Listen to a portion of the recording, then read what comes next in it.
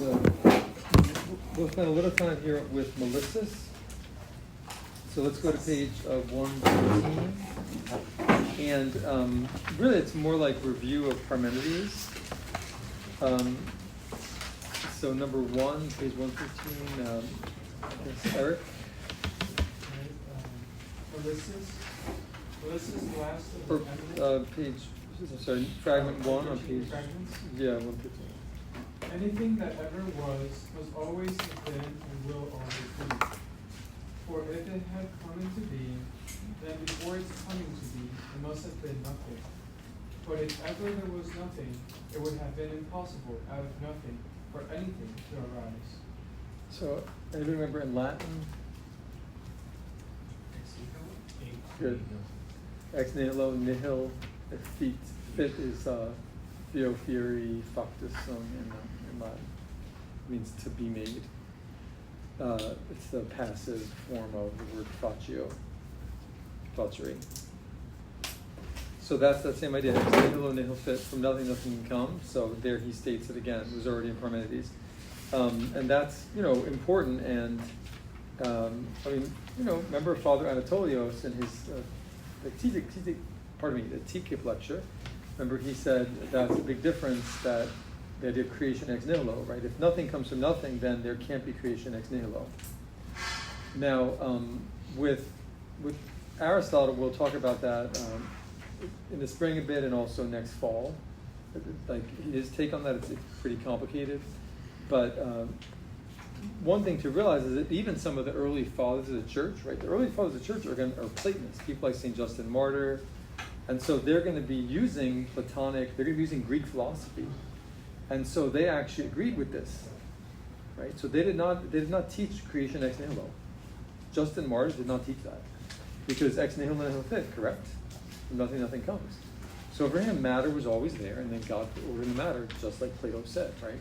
Because does Scripture explicitly say anywhere that God created everything out of nothing? Michael, what does it say? Remember in Genesis it says like there was darkness, right? Yeah. But it doesn't say nothingness, and it said the Spirit was moving over the darkness. So if the Spirit's moving over the darkness, well, there's something there for it to move over, the Spirit to move over. So there was something there that then out of it God made, the sun, the stars, and everything else. So if anything, Genesis seems more like there was some kind of matter that was already there. So that's how, like Justin Martyr, he doesn't teach creation ex nihilo. St. Irenaeus and from the Alexander, that's not there in those early figures. So see, once again, the development of dogma, right? It wasn't until 1215 that it was made a dogma that the creation ex nihilo. Prior to that, you didn't have to hold that technically. I mean, it was the common opinion by that point, but you didn't absolutely have to hold it. And Justin Martyr, it's thanks to really Aristotelian ideas that they even came up with that. We'll talk about that, next year. But see what I mean? So these ideas that we're seeing here, this is the philosophy that the early Christianity is going to use to make sense of things. And then over time there'll be greater clarity, especially with the rediscovery of Aristotle in the Middle Ages, which leads to like Aquinas and other things. So couldn't the darkness have just been the poetic way of describing nothing? Because Right, so that's exactly how we take it now. Okay, Right? okay. But for Justin Martyr, no, that's not what it means, because he's a Platonist. He's a Platonist who converted to Christianity. So remember, the people who converted to Christianity, some of them were worshiping Zeus and Hera before they became Christian, or they were in the mystery religions like we talked about. But other ones were Platonists. That was more common. It seems like that was most of the early fathers who had been philosophers. Like Justin says, he wrote a book about it. He wrote sort of Dialogue with Trypho, explains how he had been a philosopher, but he was a Platonist. So he just took that along with him, because Plato also agreed with this idea that from nothing, nothing comes. Remember I said that Parmenides is very influential on Plato. So you're seeing the origin of that idea. But right, even in Roman Catholicism, which does have essential authority and so on, it wasn't defined until 1215, which if you think about it, is pretty late. If you had just asked me, 10 years ago when that was defined, I would have thought, maybe 300-400. I wouldn't have thought it was that late, but it's because it took the rediscovery of Aristotle to give you the metaphysical apparatus that you need to make sense of that. Because if nothing can come from nothing, then right, that's the problem. This is why they thought there had to be matter there, why they read Genesis that way. So the thing is, right, you can read the Bible in all kinds of different ways. This is why philosophy is a handmaid of theology, because depending on the philosophy you have that you bring to the scripture, you're going to end up with a very different theology. And the point is, the goal is to have a sound philosophy. Platonism has wonderful things about it, right? I'm not going to deny that. But Platonism also has various flaws, and Aristotle remedied a lot of those flaws. So, okay, so just to show you how these ideas, this isn't just whatever 480 BC or 500 BC. This is Father Anatolius mentioned it. This is 2025 AD, right? Remember he mentioned Parmenides. He mentioned when everything comes, right? Remember that was the whole point of his talk, right? That we can't really understand what it is to be Catholic in 2025 if we're not aware of the whole history, if we're not aware of how we got here. That was what he was trying to say. I don't know if it was obvious or not, but since you guys are new to it, it might not have been as obvious. But that's what he was saying, like, what does it mean to be Catholic? Well, what does it mean to believe in the Trinity? Well, you have to look at Nicaea and look at the councils. What does it mean to think that God created everything out of nothing? Well, you have to look at, this is why they thought, understand the opposing view, which is that from nothing, nothing comes. And ultimately, it's going to boil down to a better understanding of God's omnipotence. Remember, he was saying it's getting away from a Neoplatonic view. Now, the Neoplatonism, we'll see that at the end of the semester, the Green Plotinus book. So I don't know their death, but he's a Neoplatonist. So, but right from Parmenides to Plato to Neoplatonism, there's a continuity of ideas and a development as well. But so see, this is where kind of it all begins, not in terms of revelation, obviously, but in terms of philosophy as a handmaid of revelation, and trying to have the best philosophy you possibly can to be that handmaid. Okay, so just to show you, right, that this is very contemporary. It's not something this isn't what I call the antiquarianism of ideas, like, oh, we're just talking about something some guy said 1,000 years ago. Well, right, that's Father Anatolius was talking about that, right? Remember he said it's really hard to think about nothing, ex nihilo, all these topics that go back to Parmenides. Not Parmenides, we wouldn't even have the language to talk about these things. And that's why St. Clement of Alexandria said the seed-sowing word, I mentioned it before, right? But actually, I'm sorry, Justin Martyr, pardon me. St. Clement of Alexandria has a similar idea, but St. Justin Martyr says in his second dialogue that there was the word of God was sowing seeds of truth in Greek philosophy so that it prepared the way for Christianity. So he's aware that, like, oh, well, Plato, Plotinus had these various ideas, or Parmenides had ideas that are basically useful for Christian theology, Catholic theology, right?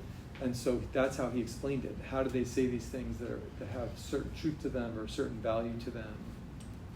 Because Parmenides is the first metaphysician, right? He's the first one to just talk about being. So that's very important, even though he's an idealist, which is problematic, but he was the first to talk about being, which is important later for theology. Okay, let's go to page 114. So remember Parmenides had said being is finite, it's limited, it's spherical. I think the easiest way to quote unquote understand that is just think back to Pythagoras, right? We've seen there's a progression of ideas, dependence, and so on. So, he took a nod to Pythagoras there, right? Pythagoras said everything's mathematical. And so let's see what fragment 3 says about that. Tyler? Fragment 3. Not only must they always be, and hence be unlimited in time, they must likewise always be unlimited in magnitude. So see how he's correcting Parmenides. Even though he's certainly an Eleatic, he agrees being is unchangeable, it's one, there's no plurality, everything else is appearance, right, and in the world. But this is one point which he clearly is rejecting Parmenides' view and suggesting something different. Number 7. Accordingly, It is eternal and unlimited, and everywhere alike. Right, so what's different there from Parmenides? Parmenides thought it was like spherical. Right. So therefore it would be limited, Right. and so where he's saying it's unlimited. So it sounds just like Parmenides except for that new feature. Okay. As it cannot perish, so it cannot become larger, nor undergo change, nor suffer pain or grief. For if it suffered any such modifications, it would no longer be one. And this is, when we get to Plotinus, and really we're not going to read that much Plato because Plato would take weeks to really get into. But both, Plato wrote a dialogue called the Parmenides, right? And remember, Plato is like one of the two pillars of Western philosophy, which are then used as the basis for Catholic theology, including in 2025, right?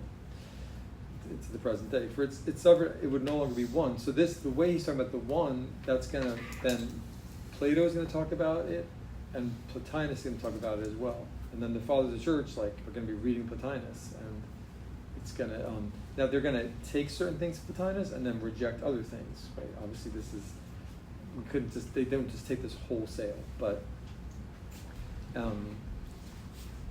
okay. If it were altered in any respect, then necessarily it would not always be like itself, which would mean that something which once was has passed away, and that something which once was not had come to be. If in 10,000 years it were to change by even so much as a hair's breadth, it would all perish for all time. Right. So being here, it's not something personal. No, he's right to call it it.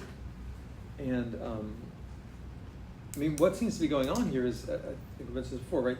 Characteristics that Xenophanes ascribed to God.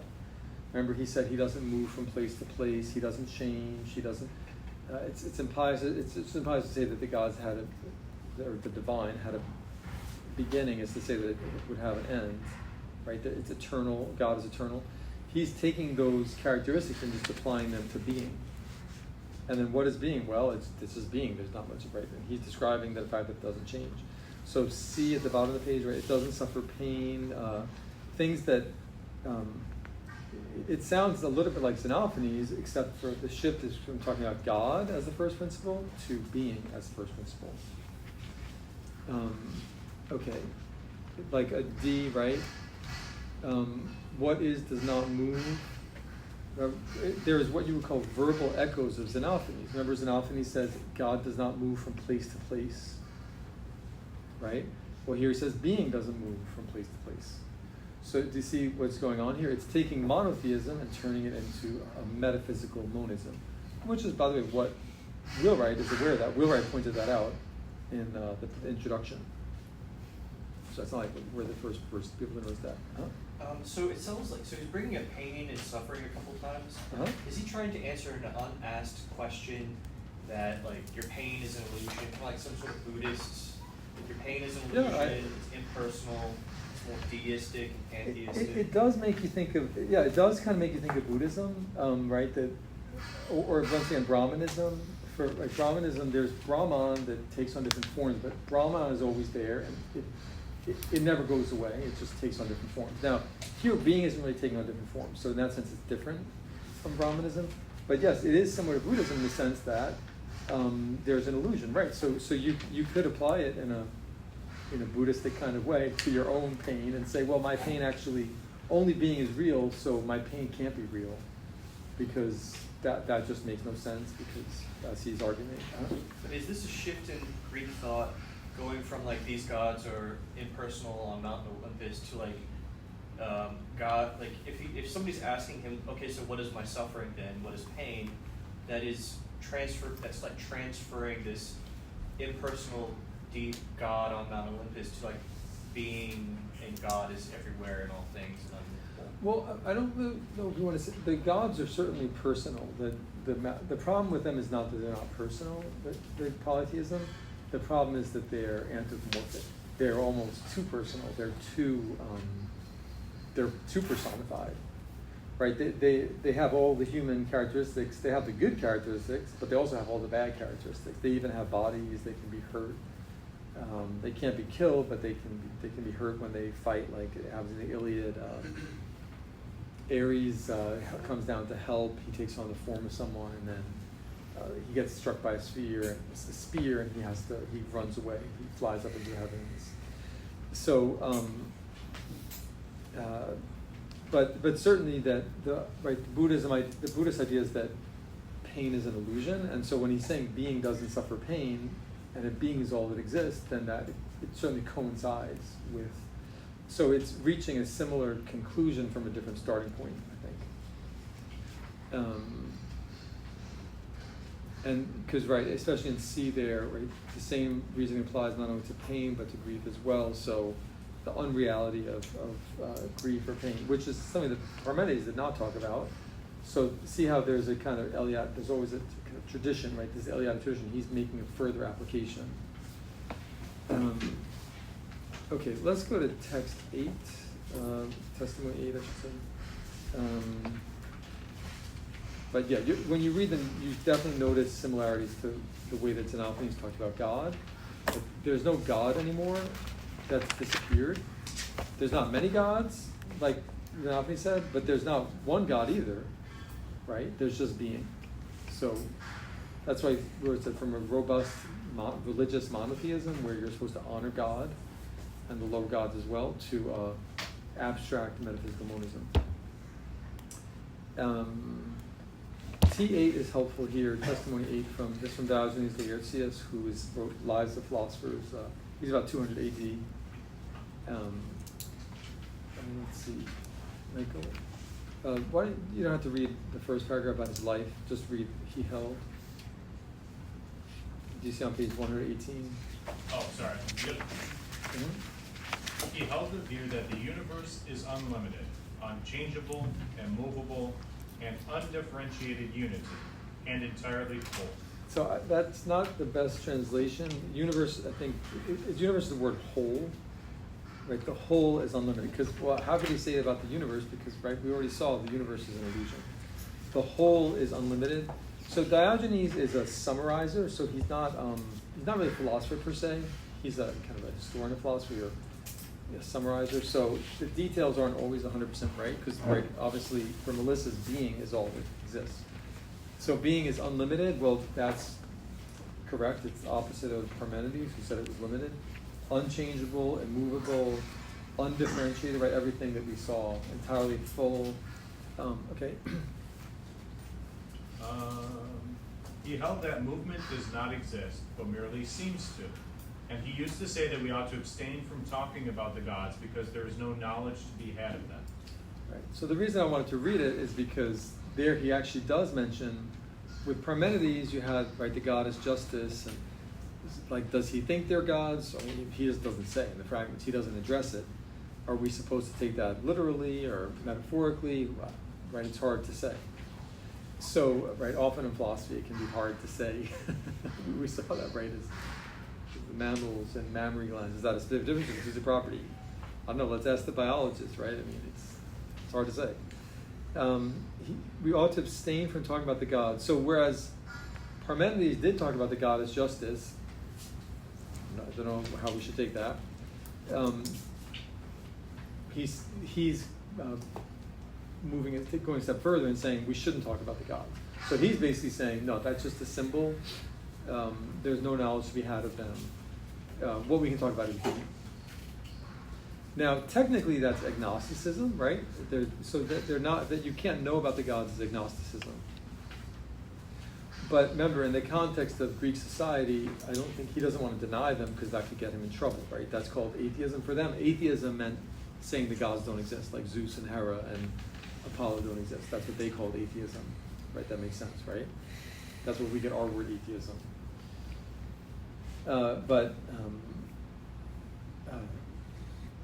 Right? So there's no place for, there's just being. That's metaphysical monism. There's no place for gods here, or God with a capital G, whether it's an Alphanese God or non-anthropomorphic gods or anthropomorphic gods. Yeah. Oh no, I just wanted to like make the distinction. So like he says like we're not talking about the gods because they're distracting from being. Yeah, right. Because exactly. So if there was any question about Parmenides, right? Like, what is the goddess justice? Remember I was saying, what seems like in Parmenides, there are some gods, your soul goes to heaven because he talks about that. And Melissus, on the other hand, says, no, don't talk about the gods. Okay? I mean, in a sense, it's very, if you want to critique it, so the positive of it is it's metaphysical monism, it's talking about being, it's the first occurrence of metaphysics. So that's very important, right? That you can talk about being, and then Aristotle is going to say that God is the first being. That's in harmony with Scripture, where God says, I am who am, which is kind of using the idea of being to define himself. Eventually, Aquinas will say God is ipsum esse subsistens, God is subsistent being itself, keeping with both Exodus and Aristotle. But the first occurrence of metaphysics is as this monism of being, which is really pretty impoverished, right? Because, I mean, well, there's just being, right? It's not very satisfactory, but that's what they're saying. Okay? I'm not saying I agree with them. There's just being. All right, well, so that's it for the Eleatics. We saw Parmenides, we saw Zeno with those very clever arguments. Aristotle replied by disambiguating the idea of infinity, infinite by division or by extension. For Aristotle, it's impossible for there to be an actual infinite. His argument is in the physics. Basically, he just says that if there were an actual infinite, motion would become impossible. He goes into the physics that may come up in the spring. But for now, let's just, and it is interesting that most contemporary astronomers agree with that. I mean, from their own perspective of astronomy, but they think that the universe is finite. He argues it purely philosophically, and they think of it scientifically, and yet they've reached the same conclusion. Okay, so let's go on to Empedocles, or chapter 5, qualitative pluralism. So from this strict metaphysical monism, right, everybody understands, right, metaphysics is the study of being, so there's just being, I give it a capital B usually, to bring out that it's the only thing that exists. And once again, let's read some of the introduction, because he's giving you, showing you how it all fits together, kind of the important ideas. Because as we saw, when you're reading the fragments, there's a lot of unanswered questions. But he's showing you kind of what's important going forward. So, page 120, Ryan? The strength of Parmenides' influence upon Greek philosophical thought is shown not only in the writings of his followers, but also by thinkers and schools of thought that either rejected or seriously qualified as monism. One principle in particular, cosmological axiom ex nihilo nihil fit, that nothing can be produced out of nothing, that being cannot arise out of non-being, stands at the forefront of the Eleatic legacy. It may well be, as various interpreters have held, that the ex nihilo principle is to be found implicitly in the Milesian attempts to explain change. Okay, yeah. Basically, he just says it's maybe implicit, but no one ever mentioned that. So, I mean, right, where you actually have it stated, that's often how it works in philosophy, right? An idea is implicit, and then finally someone actually states it. And that's how philosophy makes progress. And, the same thing will be true when you read the Fathers of the Church. You'll see that, like I just mentioned with the ex nihilo creation idea, creation ex nihilo. That they didn't even really think about it that way at all, because they were Platonists. And then by about the 250s, like about 150, 200, Justin Martyr, no idea of that. Then by about 200, people were maybe starting to have an inkling. Maybe there doesn't have to always be matter there. And by about 300, then it's starting to become the norm, because people are now writing about it, addressing it. So he says, then that raises the problem near the bottom of how to save the appearances of everyday experience without violating the principles ex nihilo.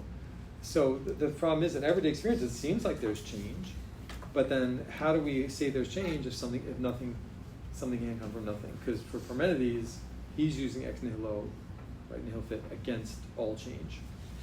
So let's go to the next page. Despite. Yeah. Despite their various disagreements, the non-Eleatic philosophers after Parmenides agree upon a general principle of procedure. So now he's talking about everyone, the rest of the people in the book.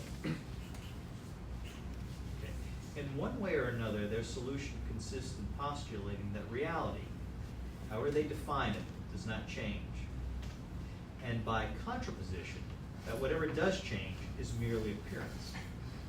They must then, of course, devise a plausible explanation of the relation between the unchanging real and the changing appearances. Of the various attempts between Parmenides' time and the death of Aristotle in 322 BC, 5 are most noteworthy. 1. The qualitative pluralism of Empedocles and Anaxagoras. 2.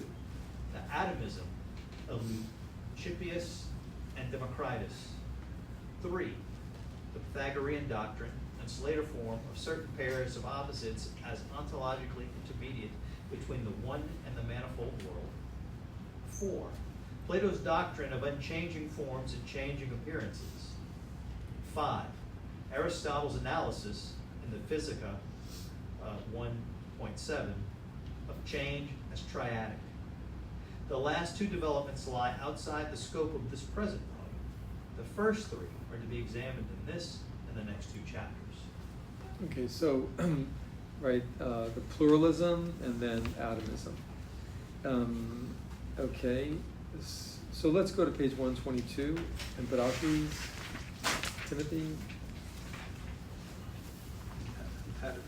Empedocles was a native of Ascaris in Sicily, more often called by the Latin version of its name, Agrigentum.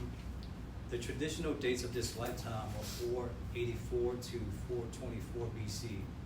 He practiced medicine, and in his native Sicily, he founded a school of medicine which became known as Sicilian School.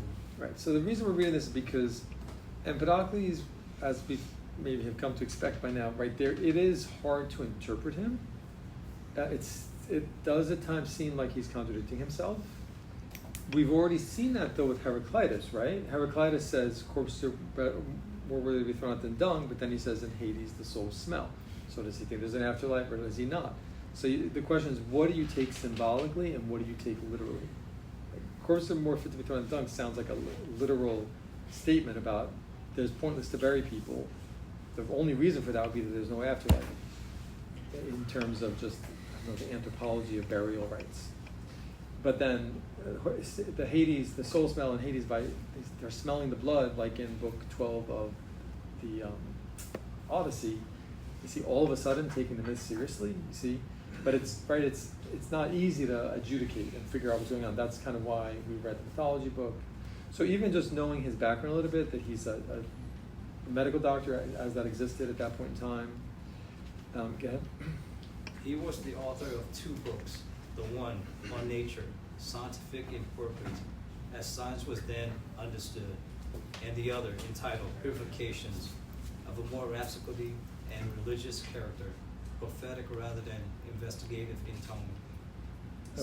Okay, so that's this tension that kind of like we saw in Heraclitus, right? Corpses thrown down more than dung that sounds like standard materialism. We're familiar with that, right? The atheist at the funeral who's like, look, it's all over anyway. He's gone. You believers can sing songs about where he's gone, but he's really just there's nothing left, right? So we're familiar with that. But then so we're kind of familiar with the materialism. But then there's this kind of prophetic side to him, and really I think that it's at least barring further evidence. I think that the thing is to read, basically he should be read the way we read Heraclitus. That he's a materialist using kind of religious language in a symbolic way, but he doesn't really mean it. Okay? Setting out from acceptance of Parmenides' principle that what is cannot be created or destroyed, but rejecting his denial of plurality, Empedocles postulates 4 basic physical realities: fire, air, water, and earth, the transitional 4 elements of popular cosmology. He describes them as roots of things, and the metaphor, considered in the light of his biological interest, suggests that he may have thought of the physical world as growing from the 4 roots, somewhat on the analogy of a tree with luxuriant foliage, and the fruit in relation to the roots hidden underneath. If his metaphor of roots does not indicate some such way of thinking, we must then recognize two elements in his theory: an essentially chemical concept of mixture and an essentially biological concept of growth. Okay, so instead of picking one element, he's going to say there's all four. He calls them the roots of things. I mean, that makes sense. So that anything that we experience is a blend. It contains all four elements in it, just more or less predominant. I mean, there's actually kind of an element of truth in that. Water actually contains air in it. So if you know about chemistry, or just know about that, right? That water, like carbonated water contains a gas in it, carbon dioxide. So it is true that, right, these, like he says, a chemical concept of mixture. That's why he's saying that. Okay. From the former standpoint, the world of manifold particulars is produced by intermingling of the elements in different proportions. Considered in that perspective alone, the manifold objects of perception are mere appearances, except perhaps in those ideal instances when one of the four elements is encountered in its purity. So I guess if you see fire, then that might just be pure fire in that instance. So basically what's, for Parmenides, what's stable is being, and the appearance is just an illusion. For him, what's stable is the four elements, and then they take on different forms to make different things. Next paragraph. Although the idea of potentiality was not developed as a precise abstract concept before Aristotle, the gist of the idea, clothed in one kind of concrete imagery or another, is probably as old as human thinking. After all, men are always interested in growth and development, in possibilities and the not-yetness of situations. No doubt, Thales' maxim, all things are full of gods, and Anaximander the Unlimited represented the idea of potentiality expressed as two different concrete universals. Empedocles is speaking and thinking of the four basic elements as roots, is expressing the idea of potentiality in yet another guise. Okay, so so when we do Aristotle, right, he's going to talk about act and potency, potentiality, capacity, all those things. I mean, we kind of saw that in the when we did the 10 categories, and we talked about like the capacity of vision or the privation of vision, like that. Those are opposites, and we're familiar with that, right? And I think he's 100% right here that even though Aristotle is the first one to talk about potentiality as a philosopher, we're aware of that. As he says, right, it's probably as old as human thinking. I think it definitely is. And so the four elements, the idea is the four elements can potentially become rocks, trees. That's what he's saying here. Okay, so let's go on to fragment 1 on page 126. Joe? Meagerly scattered among the body's members are the means of acquiring knowledge, and many are the evils that burst in and blunt the edge of the sense of thought. The life of mortals is so mean a thing as to be virtually unlike. Their doom is swift. They are blown away and vanish like smoke. Each one forms opinions according to what he has chanced to experience as he drifts about, yet each vainly boasts of knowing the general nature of things. Such universal matters, however, are beyond the range of sight and hearing, and even beyond the mind's grasp. Oh, and by the way, if the New York, you guys, if you want, you can go. It's up to you. You can be excused if you want to go to that. Yeah. Okay. Yeah. Okay. So meagerly scattered. So what does he seem to be saying here about the life of mortals? It doesn't really seem to matter. I mean, it vanishes like smoke. So. Right. So is there an afterlife? No. Does he seem to be saying? Not to no. him. Right. Instead of you breathing out your last breath, and then it goes down to Hades. It seems like it's just that's it. It's over. Like I was saying about like atheists in our day. He also seems to say that such universal matters are beyond the reach of sight. So it seems like he's saying it doesn't matter to like don't even concern yourself with trying to think of the universal matters or anything beyond Well, the mind's grasp.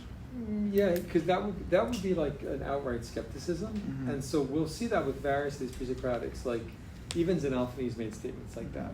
So there's random scholars who will say, "Oh, well, Xenophanes is a skeptic." Well, just because he said we don't have sufficient knowledge, it doesn't mean he's not a monotheist.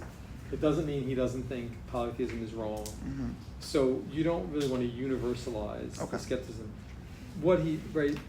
Each one forms opinions according to what he has chance to experience. Yet each vainly boasts of knowing the general nature of things. This is once again similar to Heraclitus. Remember Heraclitus says the logos is one, but the opinions of each one are many. Mhm. I remember he said something like, Heraclitus said something like, each one thinks that he knows, like they don't actually know the logos, but each one thinks that he knows. So I think he's definitely influenced by Heraclitus there. So it's not that he's a skeptic, right? Officially, skepticism is really after Aristotle. The first skeptic, like one of the first major skeptics, he was a child when Aristotle died. So a thoroughgoing, as they say, skepticism is really after Aristotle, but it's a skepticism or rejection of what doesn't agree with his account, right? Because when he says there's 4 elements, is that a universal statement? Sure. Does he think that it's not a universal statement? No, of course not, right? So you don't want to. It doesn't apply to his own teaching. Sure. It just applies to like the myths, also what maybe Parmenides said. And that's kind of the nature of philosophy, right? They're going to defend their own. It is kind of funny, yes, that they're going to defend their own ideas. Everyone else is wrong, especially with the moderns. We'll see that. Each modern. Maybe scattered means requiring knowledge, right? Scattered among the members are the means requiring knowledge. So our consciousness is material, right? It's and he actually says at one point that thinking is centered in the blood. So now we think, right, thinking is centered in, like a materialist in 2025 would say thinking is centered in your neurons, which is partially true. I mean, I do use my brain when I think, but there's more to it than that. I have an immaterial soul. Whereas for him, thinking is, they would say it's just neurons. He's saying it's just blood. I mean, obviously he's wrong that it's blood, but he's right, and it's similar and it's fundamentally the same in saying that there's a material cause for thinking, that it's not something immaterial. How about number 6? They are fools with no ability to reach out with their thoughts, who suppose that what formerly was not could come into being, or that what is could perish or be utterly annihilated. So who does that sound like? Right. So, but then, I mean, this is why we read the introduction. Is he a follower of Parmenides? No. So what is he referring to here then, Tyler? He's referring to like the Eleatic school, or But I mean, for him, does he think that everything is being? no. Okay, so then how is it that what is cannot perish? Because it's just a combination of the different 4 elements that are reconfigured as they change. Exactly. So the 4 elements are what don't perish.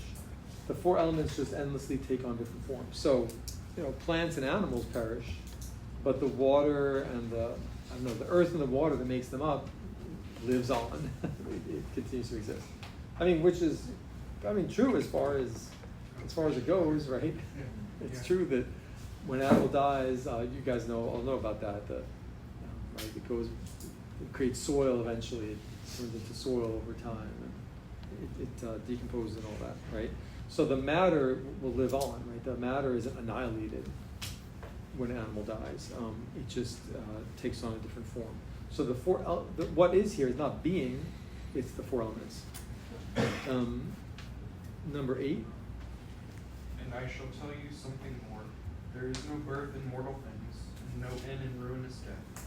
There is only mingling and interchange of parts, and it is this that we call nature. So do you see, it's just the 4 elements, that's what endures, that's what's, I guess, being for him. But then things are just taking on different forms.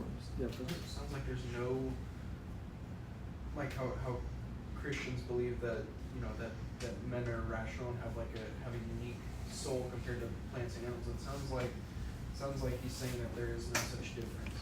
Right, exactly. And you know, the main modern materialist after Descartes or contemporary Descartes is Hobbes, Thomas Hobbes, and he explicitly says that. He's like, there's no special difference of rationality. We're just kind of more clever apes. Like, there's a continuity from lower life forms to higher, and from, you know, apes to humans.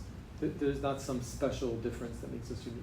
So that's pretty common for materialists, right? There is an immaterial soul, and but Hobbes in particular, he really downplays rationality. He's like, well, we just do things by association.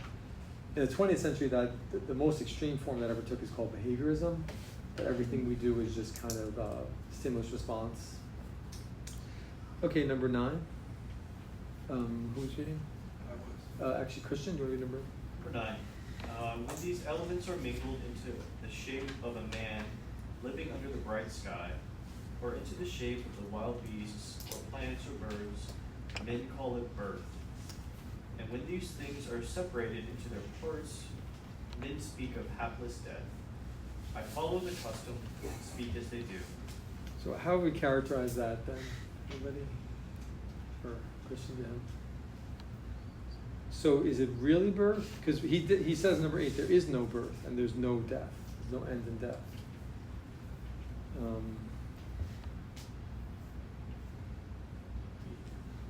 Yeah, he doesn't agree. Sorry. Someone who hasn't answered yet. Sorry. Matthew? Yeah, I was just going to say he's trying to kind of fall in line with, the kind of ruling party to Good. save So his that's tail, also you know? very helpful, right? To show you, he's explicitly saying that even though he says it, he doesn't really mean it. He's explicitly saying he's just speaking in the customary way. So you could apply it. Remember, Heraclitus says, well, in Hades, the souls smell. He's just speaking in the customary way. That's not really his point. His point is that you should be an empiricist and trust your senses, and even the souls in Hades do that. I'm sure contemporary atheists will do similar things. Well, even a Christian, I don't know, even a believer would say such and such. How would you say that you just call it birth, you speak of death, but that's not what it actually is? That's not the true nature of things. Because it's not an end for the 4 elements, it's simply an end for whatever the elements are making up, whatever it's an animal or So human. is birth and death really in the nature of things? No. So what is that one? An appearance? Good. In terms of like where we're talking about logic, Oh, sorry. what kind of approach is that? Oh, Anomalous. Exactly, right? It's just a name. Right? We call it birth, we speak of death, but it's not actual, it's not real. It's just, what's really happening is just matter moving around, matter taking on different points. There is no death. There's no soul that leaves your body and goes down to Hades. When the gods didn't form the body, then put the soul into it. So the fact that he says, I follow the customs because they do, that's extremely important really for the whole history of philosophy, because when you do the moderns, they do the same thing to some degree, right? In the Catholic civilization that Descartes was living in, you have to be a bit careful with like denying the soul. So sometimes, even though he keeps talking about the soul as form, I think he's partially just doing that because, there was a council, an ecumenical council that said that Catholics should hold the soul as form, the form of the body. But he doesn't actually agree with that. He's just verbally saying that because in 1620 he needs to. But then in the 21st century, there's no need to conform your speech to the custom. Number 10. In the all, there is nothing empty and nothing overstuffed. Okay, so that's introducing this idea of the void. Is there any void?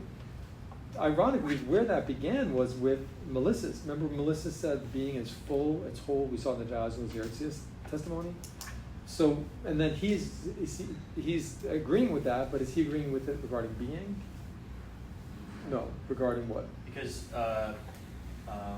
he's saying, Empedocles is saying, being can change, whereas Melissus says there's no change in being. Exactly. So it's really regarding the 4 elements. The 4 elements are taking the place of being here. But it is interesting. This is like the first idea of the void, which later on, we now talk about that as a vacuum. It wasn't really until modern science that they clearly distinguished between void and vacuum. So in the philosophy of nature class, that which usually comes up. We'll come back to that. But for now, just the void means there's nothing there. There's non-being. And he's saying there is no void. There's no non-being and there's no empty space. Like, they mean the same thing for him. Okay, number 12. This symbolic language is part of why you've read the mythology book, so that when you read it, Ezekiel. Here first the four roots of all things, shining Zeus, life-giving Hera, Iodanius, and Nestis, who with her tears fills the springs from which mortals draw the water of life. Okay, so are we back into polytheism here, right? She's agreeing with the myths. It's a good exercise of not being literalistic. Analytic philosophers tend to be very literalistic. That would completely fail with the. So what is he talking about here? He's still talking about the four elements, but he's Good. talking about the four roots of things. He's just giving them the names. Do you want of to try to say which is which? It's not that easy because we're not familiar with all of these, but Okay, so I'll say Nestis would be water because it's good. I think she's Water in of some. life. She's not a major divinity, right? He's just. It's symbolic, so it doesn't matter, right? He's just taking whatever names sound best for his poetry. But by the way, this is all written as poetry. He said there are 2 books, but they're actually 2 poems. That's why it's very colorful. You may notice and we're going to see Aristotle criticize that. He's going to criticize the fact that he's writing poetry, and we'll see that. But even though we don't know the myth of Nessus, you can tell she's obviously some kind of water nymph. Good. So that's water, right? So is he talking about a nymph? No, not right. Water. Good. Keep going. Then shining Zeus, I'd say he's either air or fire because of the shining. Think about lightning bolts. So I was going with fire. Fire, Because of yeah. lightning bolts. Life-giving Hera, I would earth. Right, like the whole. Remember, the first figurines are like some kind of mother goddess, the most early form of religion that we actually have documentation for. Right. I mean, as far as Adam and Eve are concerned, that could have been. That's probably tens and tens of thousands of years ago. So that was. There's no continuity from God speaking to Adam and Eve in the garden to anything that we have records of. There's no. That's who knows. Only God knows how long ago that was. Anthropologists, or scientists would say it was 1 million years ago. Okay. And then the last one, Adonius, would be air. By process of elimination. Although air, the Greek word, our word air is from Greek, so ai, those letters probably have like our word air. Right? Okay, so see the symbolism and speaking the way, like he said, I follow the custom and speak as the many do. But the real meaning of it is just, so you see the mythos versus logos distinction here. And he's 100% on the side of logos, of reason, without anything supernatural, it seems. Number 15, Matthew. But if you are deficient in belief with regard to these matters, how out of water, earth, air, and sun, mingled together, there arose the forms and colors of all mortal things by the unifying power of Aphrodite. So it's a sentence fragment there. So what would sun be here, Matthew? Easy, but just to make sure. Fire. Exactly. And so by mingling together the forms, the appearances of all things. So there are the 4 elements. So those are to be anachronistic, those are the material cause. Anachronistic because Aristotle is 150 years later. But to be, so there's the 4 material causes of things. But then he does have 2, what Aristotle is going to call efficient causes. And those are love and strife. So love is just a force that binds things together, and strife is what pulls them apart. So this is on the next page, 129. Which Greek word is he using here for love? I think it's eros. I'm pretty sure, yeah. Because eros, it's more poetic. It's more, and that's the thing, it does have the connotation of, it's the word that's used for human love. So there's a symbolism, and it's very philosophical that he's coming up with a word that he wants to explain both. Like, right, philosophy is the big picture, so he wants to explain both why in the natural world things stay together and why humans like to be together. Like, he wants it to be a unified explanation, which is kind of fascinating. And I'm not a materialist, right? I disagree with all this materialism, obviously. I'm not a medical monist, but we're seeing how there's still making contributions. There's still have some very helpful things, or brilliant things to say. Okay, 129, but come now. Ricky? heard 129. Where'd you say it was? But come now, hearken. Okay.